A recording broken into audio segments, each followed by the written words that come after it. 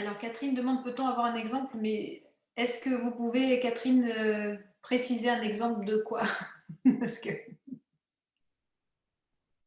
Ah, Ouais, non, en fait, je demandais ce qu'on pouvait avoir un exemple un tout petit peu précis, juste un exemple. Par exemple, quand on dit c'est pas invasif, il n'y a pas besoin de casser des choses, des murs, etc.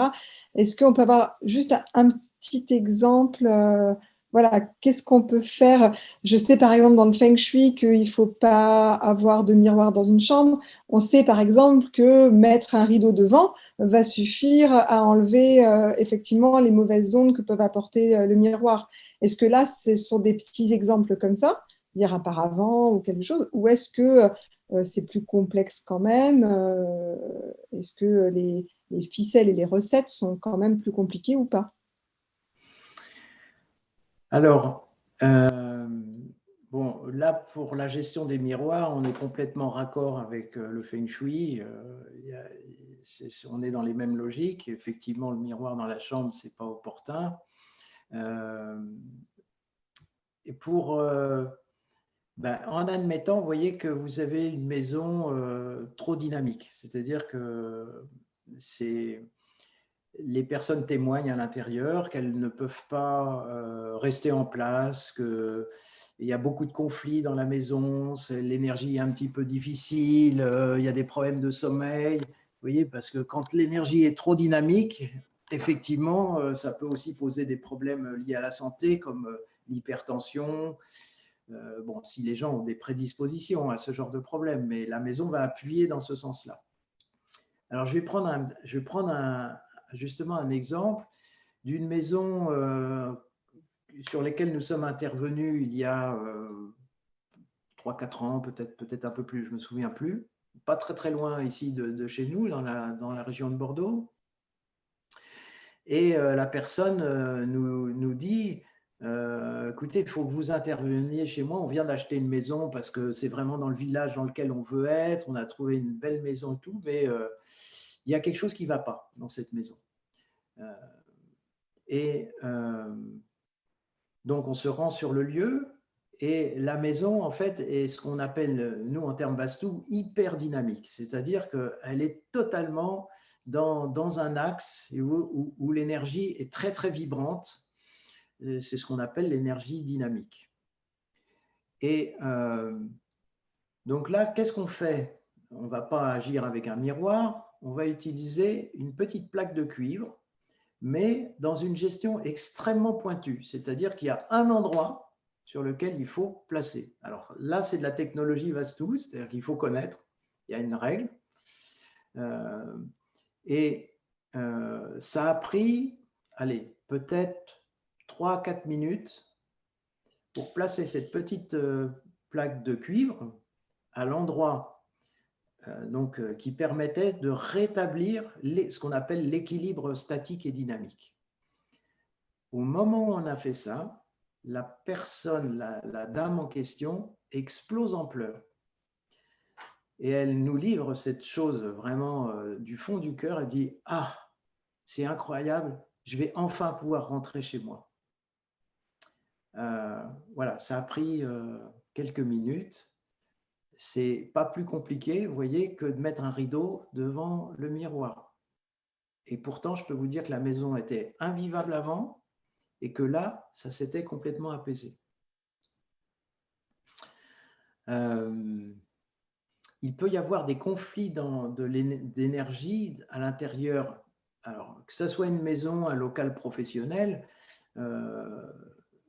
mettons qu'il y a un bureau, vous avez plusieurs portes qui rentrent dans le bureau. En général, on dit en Vastu qu'il faut une entrée d'énergie pour une pièce.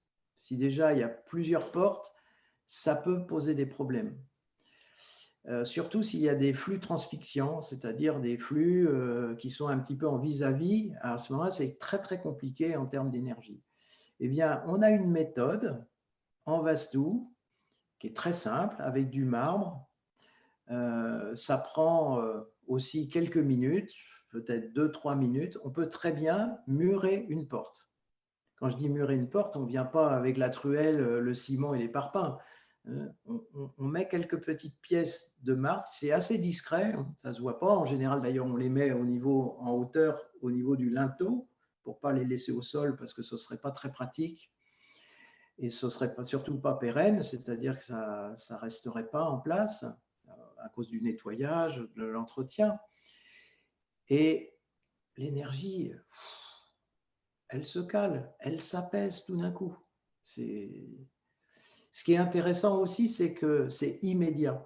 C'est-à-dire que ce n'est pas, vous voyez, bon, ben attendez quelques temps, ça va se caler, il faut quelques heures ou quelques jours, d'ici une semaine, ça ira beaucoup mieux. Non, non, c'est tout de suite.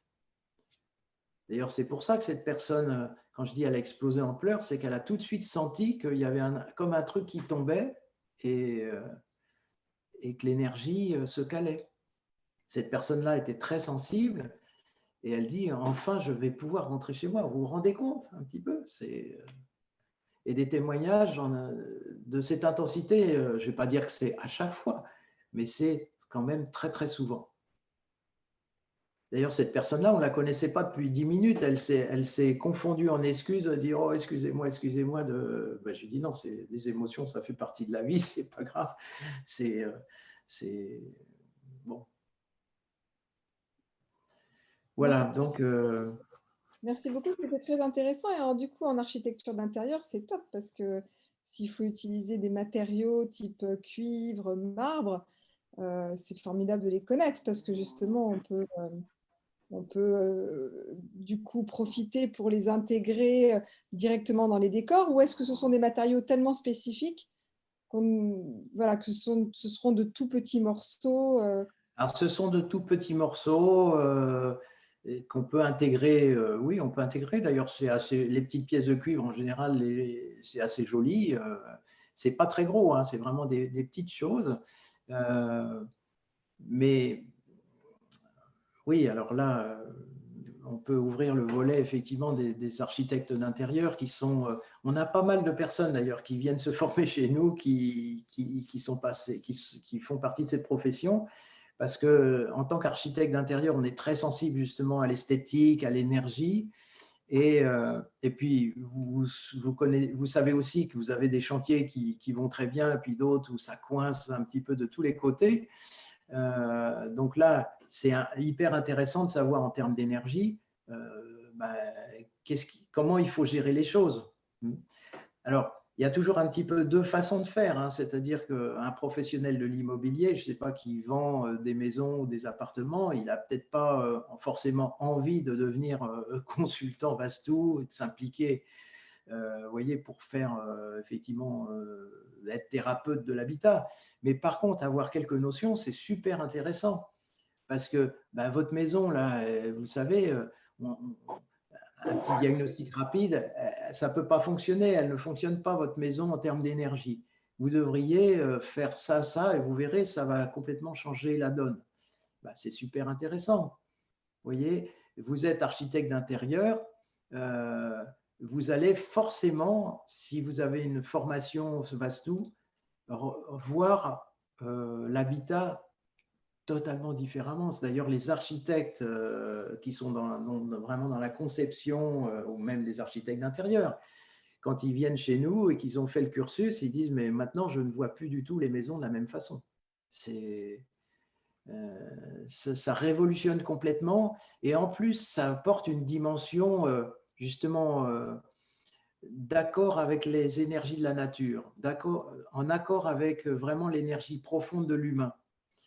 Parce que ce qui compte, c'est pas uniquement de faire des choses jolies, c'est aussi de faire des choses sur lesquelles les gens se sentent bien. Parce que moi, j'ai vu des maisons qui étaient où les gens n'avaient pas du tout mégoté sur les moyens pour faire des trucs super beaux, avec des matériaux chers. Et puis, on a l'impression de rentrer dans une maison témoin où il n'y a pas de vie, il n'y a pas d'énergie, il n'y a rien, c'est mort. Vous voyez, alors, c'est bien de mettre des belles choses, mais il faut aussi que l'énergie pétille. Ça, c'est l'énergie du Vastou.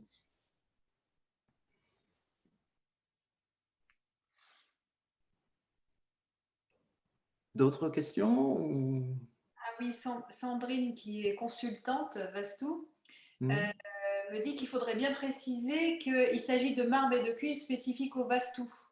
Tu veux intervenir, Oui, oui, oui, Sandrine? oui. D'accord, oui, ben, merci Sandrine, parce qu'effectivement, la question de cette personne tout à l'heure faisait référence peut-être à ça et que j'ai omis effectivement de Oui, c'est ça. Elle préciser. a demandé spécifiquement si effectivement, en tant qu'architecte d'intérieur ou décorateur, si on utilise du marbre ou du cuivre, que c'est intéressant. Mais effectivement, ce sont des marbres et des cuivres qui sont spécifiques au Vastu. Donc, rien à voir si on utilise du marbre ou du cuivre en déco. Ça ne va pas donner l'effet escompté, en fait. Voilà. C'est ce que je voulais lui préciser parce qu'elle a demandé ça. Voilà. Merci Sandrine. Il fait beau en Martinique, ça va? Très beau. Bon, super. Bon, allez, bisous à vous. Euh, oui, effectivement, hein, en fait, c'est un matériau spécial que bon, nous, on produit ici au niveau de l'Institut et qu'on fournit aux consultants parce que il y a une gestion très particulière. C'est pas juste on met trois petits cailloux comme ça, un petit peu à la volée. Il y a vraiment comme je vous disais tout à l'heure, pour la petite pièce de cuivre pour régler le statique dynamique, ben, il y a un apprentissage.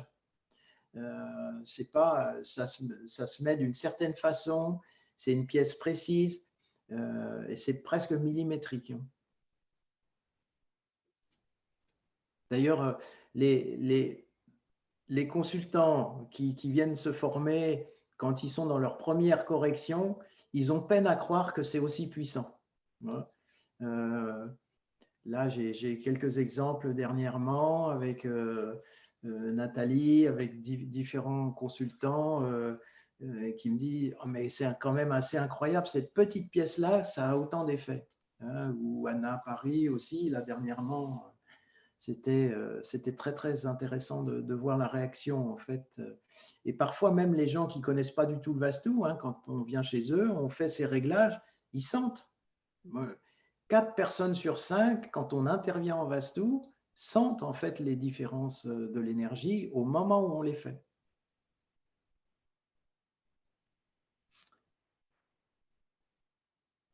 D'autres questions, Lydie ou...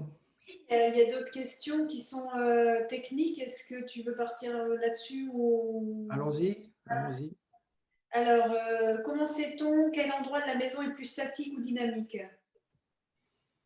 Alors, c'est une question d'orientation par rapport aux axes cardinaux de la maison.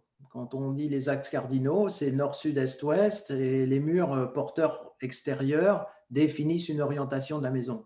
Imaginez une maison, un rectangle. Je ne vais pas partir sur des cas complexes où la maison, elle est bon, un peu, vous voyez, avec des murs pas du tout à angle droit, enfin, où il y a des... Bon, prenons un exemple classique simple, la maison qui est rectangulaire. Vous avez 4 murs et chaque mur a une orientation. Et le décalage par rapport aux axes cardinaux va donner plus ou moins d'énergie statique ou d'énergie dynamique. Après, je pense que c'était quel endroit dans la maison est plus statique et quel Ah, endroit... d'accord, d'accord. Alors, l'endroit le plus statique, il est à l'ouest de la maison. Alors, pour certaines maisons, c'est plutôt sud-ouest et pour d'autres, c'est plutôt nord-ouest. Mais c'est toujours dans la partie ouest de la maison qu'il y a l'endroit le plus stable. Mais il y a aussi à l'ouest l'endroit le moins stable. Donc là, ça veut dire qu'il faut avoir d'autres notions, ce qu'on appelle l'énergie giratoire ou anti-giratoire, qui rentrent en ligne de compte, qui permettent de définir, savoir si c'est sud-ouest ou nord-ouest. Mais là, bon, vous voyez, c'est de la technique, je peux difficilement développer. En tout cas, c'est pas à l'est. À l'est, c'est la créativité, c'est le feu, c'est là l'endroit où on va mettre notre cuisine, par exemple. Voilà, bon. Vous avez, j'ai un petit peu développé cette notion-là dans la conférence, justement, dans la dernière conférence que j'ai faite en décembre, où j'étais plus technique, en fait, sur le Vastu. Et là, je préfère m'orienter évidemment un petit peu plus dans dans les problématiques du monde professionnel, bon, c'était un petit peu la coloration que je voulais donner, mais enfin, bon, n'hésitez pas à revoir cette conférence hein, qui est en ligne sur Home Harmonie TV. Home, c'est H-O-M-E, hein, comme la maison. Harmonie avec un Y. Oui, après, ce sont encore des questions techniques. Tu veux… Vas-y.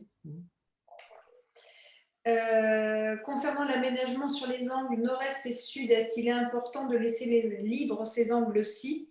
Y a-t-il un rapport de proportionnalité à tenir en compte? C'est-à-dire que si la pièce est réduite, l'angle peut-il être libre mais peu ou pas ouvert, tel le montre le plan? Ah oui, alors le plan, je ne sais pas si on… Bon, là, après, si on rentre dans des domaines, dans des cas très spécifiques où les gens viennent avec leur plan, faites un diagnostic. Alors, je vais juste faire un petit aparté pour les gens qui nous écoutent et pour les personnes qui nous découvrent.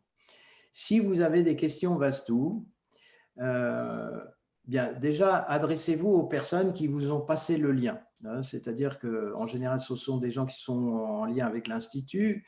En général, ces personnes-là sont consultantes. Donc, si vous avez besoin d'un diagnostic pour une éventuelle intervention, ou même peut-être solliciter une intervention, adressez-vous à ces personnes.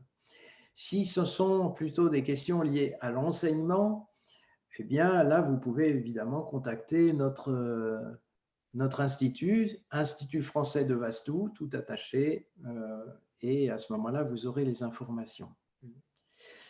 Maintenant, pour répondre à la question, effectivement, les angles de pièces, en général, c'est bien de les laisser plutôt libres, tout particulièrement ce qu'on appelle l'angle de la maison qui est lié à l'élément éther, qui se trouve au nord-est pour l'énergie giratoire ou au sud-est pour l'énergie antigiratoire. Mais vous voyez, j'ai introduit des notions qui nécessitent d'être développées et c'est un peu compliqué de faire ça juste dans un échange comme ça sur une conférence.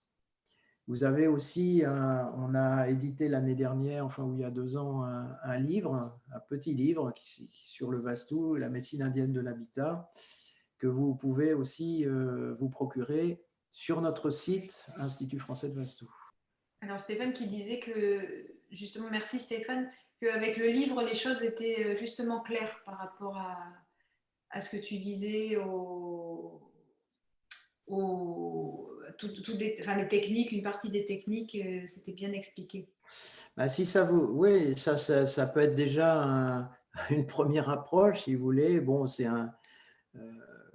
ce livre pose les choses, ça pose bien le décor, c'est assez simple, c'est concis, et puis après, voyez, vous pouvez aussi tout à fait demander un diagnostic, par exemple, de votre lieu hein, aux consultants qui vous ont passé l'info sur cette conférence. Et puis, vous verrez que vous pouvez avoir un lieu qui n'est pas… On trouve toujours des choses à dire hein, en termes Vastu. La maison idéale Vastu, ça n'existe pas. Enfin, on peut s'en rapprocher, mais bon, et puis c'est quoi l'idéal aussi? Ça, on pourrait discuter. Après tout, c'est un petit peu comme les relations de personne à personne. On a une compagne, un compagnon. Est-ce que c'est la personne idéale? Pour soi peut-être, mais voilà, dans l'absolu, vous voyez, on a la maison en fait qui correspond aussi à notre énergie. Mais parfois, cette énergie, au bout d'un moment, parce que soi-même on évolue, il y a une évolution qui se fait, cette énergie ne nous correspond plus. Et donc, à ce moment-là, il faut qu'il se passe quelque chose. Soit on quitte le lieu, soit, effectivement, peut-être qu'un consultant Vastu va venir pour rehausser l'énergie, et à ce moment-là, ça va correspondre, ça va être un nouveau départ dans l'énergie. Vous avez aussi, donc, comme je le disais tout à l'heure, un e-learning qui n'est pas très impactant au niveau financier, mais c'est un petit peu plus complet que le livre. Enfin, c'est différent. Puis, il y a des personnes qui n'aiment pas trop forcément manipuler un livre. Bon, bah là, c'est sous forme de leçons et c'est aussi assez… c'est quand même assez complet. C'est pas, j'insiste bien, c'est pas la formation en tant qu'elle, c'est beaucoup d'informations. On parlait tout à l'heure des miroirs. Ben, par exemple, j'ai une leçon dans laquelle j'interviens sur la gestion des miroirs. Et là, il y a vraiment des informations précieuses qu'on peut utiliser. Parce que les miroirs, c'est à la fois des systèmes correctifs dans l'énergie, mais c'est aussi des éléments qui peuvent être très perturbateurs. Donc c'est important, ça c'est une notion que tout le monde devrait avoir. Parce que des miroirs, parfois, on bloque complètement l'énergie d'un lieu, en fait, parce qu'on a mis un miroir au mauvais endroit, mais ça, on ne le sait pas. Il n'y a pas très longtemps, enfin, il n'y a pas très longtemps, si, il y a quand même déjà quelques années, je rentre dans une maison ici, pas très loin de chez nous, et dès l'entrée, si vous voyez, il y a deux miroirs qui se font face à face. Un miroir d'un côté, un miroir de l'autre. Ben, deux miroirs qui sont en face à face, ça fait un champ vibratoire qui fait comme une ligne de rupture. Ben, l'énergie, elle ne passe pas normalement dans ce lieu. Donc, jamais de miroir en face à face. Mais bon, et après, il y a aussi d'autres choses à connaître avec les miroirs.